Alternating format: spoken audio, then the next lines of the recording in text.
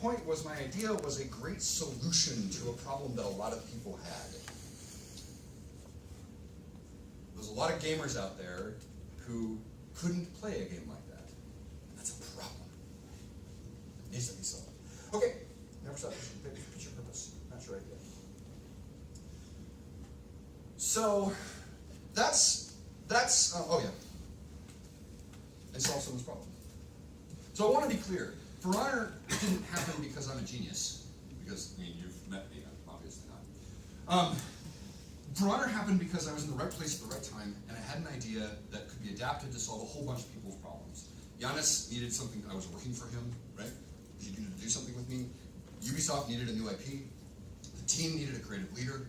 Gamers needed a game where you could, you know, decapitate each other with your sword. So I solved a bunch of problems at the same time, and that's where I got it. Okay, so great, we're on the way, yay! So that's what a pitch. That's the bulk of the story. But now we had a game. Now we had a team. So we talked about iteration on the design process earlier. We started. I believe in what's called the fail faster, follow the fun school of game design, right? We made something like 400 prototypes in the first 18 months. We just turned. This is the very first one. This is our. This is a split screen.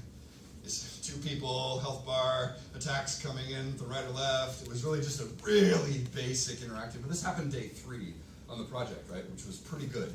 We were up and running and playing the game with each other day 3 on a massive AAA. I was pretty excited about that. But we really stayed lo-fi, right?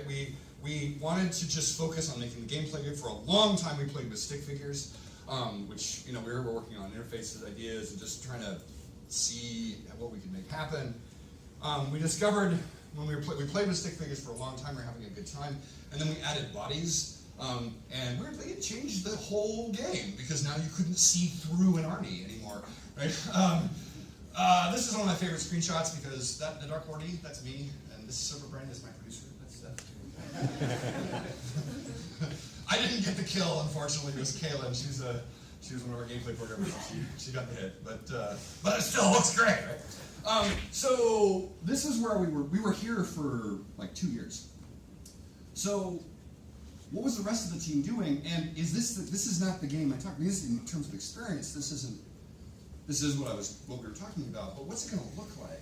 Like we have artists, and what's the brand, and what's the world, and all this other stuff. So while we were doing this process and developing our gameplay, we were also developing something called target gameplay footage. This is a technique, so remember, this pitch is not just about, this talk is not just about pitching and making great pitches, it's also about how to keep your team on track, how to show people what you're trying to do. We did a thing called target gameplay footage. Has anyone heard of this? No? It's a new idea for most people? Okay. Target gameplay footage is, extra points. Target gameplay footage, the idea is that you make a cinematic way before you're done. You make a cinematic that shows the team and anyone who's interested what the game might look like when you get to the end, okay? And I'm going to show you the one that we built. And then I'll talk about how to do it's easy to do this wrong. You're going to hear, in some of the audio, you'll hear someone talking over like an announcer. That was because we were expecting this game to be sort of streamed, and we knew it was going to be coming out online, so you can ignore that. But keep in mind, this was rendered in the engine with the real team 3 years before the game came out.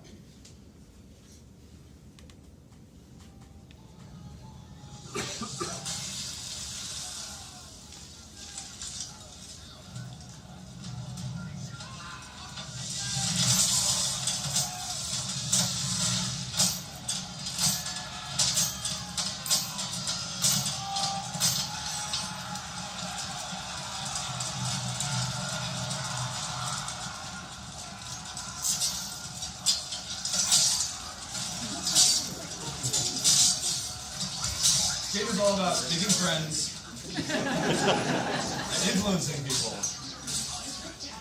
into the ground. No.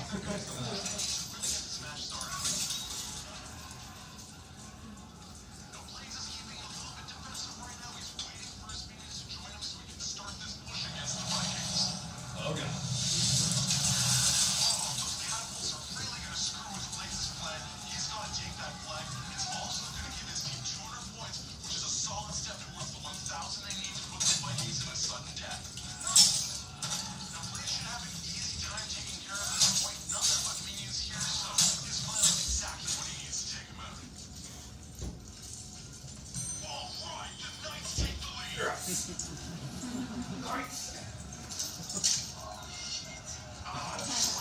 He wants to take back the catapult, and if Blades wants to hold against that axe with his flail, he's going to need to keep the high ground. Let's see if he can pull it off. So we did this with stunt performers, it's called mocap. So we made a real effort to try and mimic the free stance system that we had and keep their motion so that it would look like the game.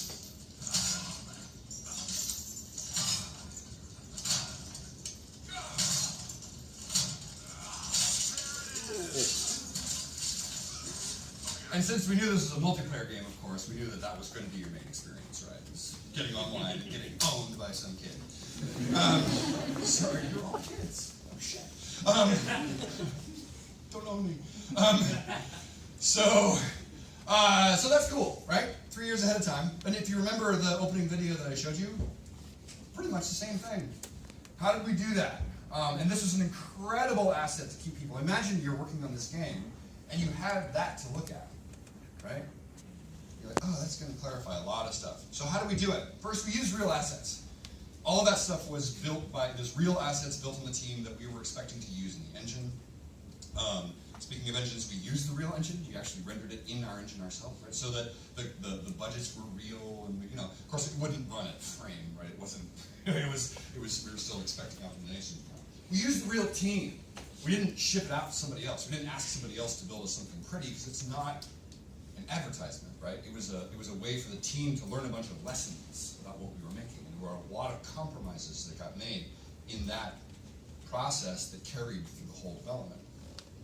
We stuck to the core experience, right? Because it's not a trailer. We did not make a trailer, right? What we did is we actually tried to make something that represented the core of the game. So that's cool. Very useful for you guys, I think, especially since you probably have an extra $5 million laying around to build one of those, right? And a team of 40 animators that's going to be able to know. Wait, how many people have $5 million laying around? Oh, wow. Extra points to this guy. But you can do the same thing. I'm going to show you the very first version of this trailer that we actually did in the first year. This was done with one person, my animation director. And it doesn't have sound because we used sort of cinematic soundtrack music, which is not, I don't own the copyright to it, so I can't use it in presentations, so it's been taken out. But here's the same basic idea. Third-person camera, our stances, the intimacy, how it's going to feel, feeling kind of a slower pace of combat. And all this was he went and grabbed a bunch of Assassin's Creed assets, dropped them in Maya, right? Created a bunch of poses, and the reason it's sepia toned, of course, is because then we didn't have to texture anything, right? No lighting. 6 weeks. 6 weeks it took him to make that, right? Now, it's not as good, of course, but what I'm saying is, if you apply creativity to your problem, you can certainly create these. I've done versions of this that are literally PowerPoint presentations. Like, first you see this screen, you see this screen. I'm famous for including the Ubisoft logo in my decks, right? I always start, so you see the Ubisoft logo, and then loading screen, right? You walk through. So that's a TGF.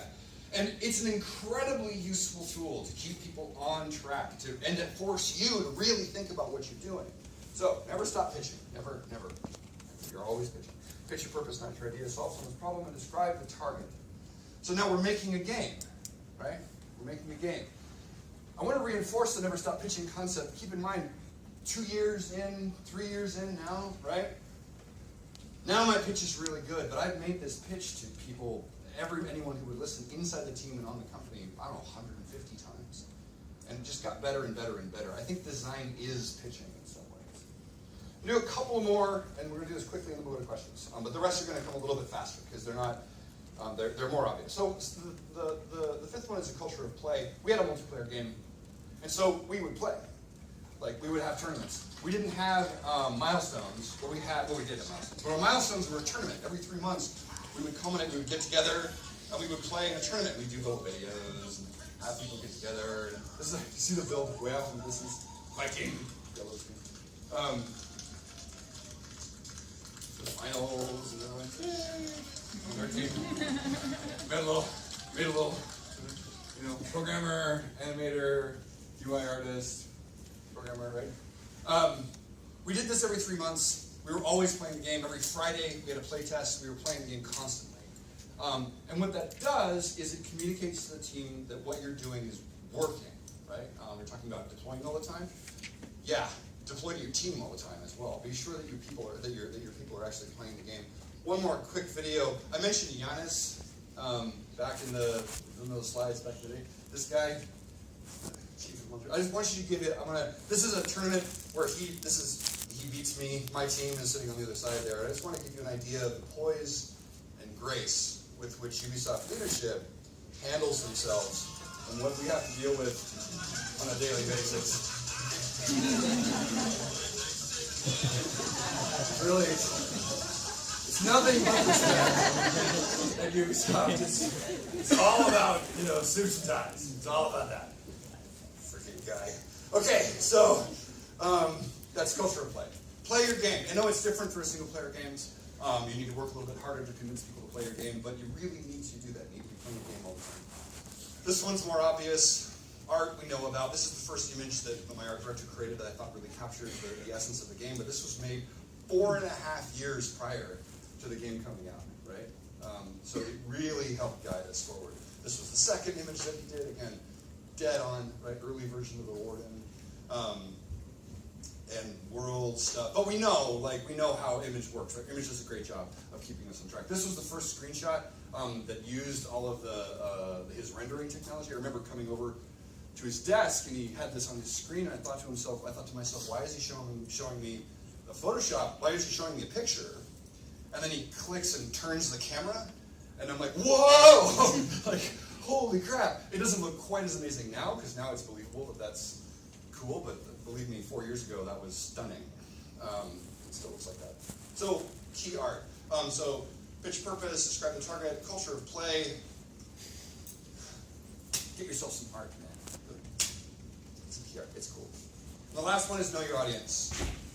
I spent a bunch of time describing who our players were going to be. I'm not going to dwell on this one. I gave a talk, several series of talks at GDC last year and the year before, on a thing called the Engines of Play, which is my model for how to model your play.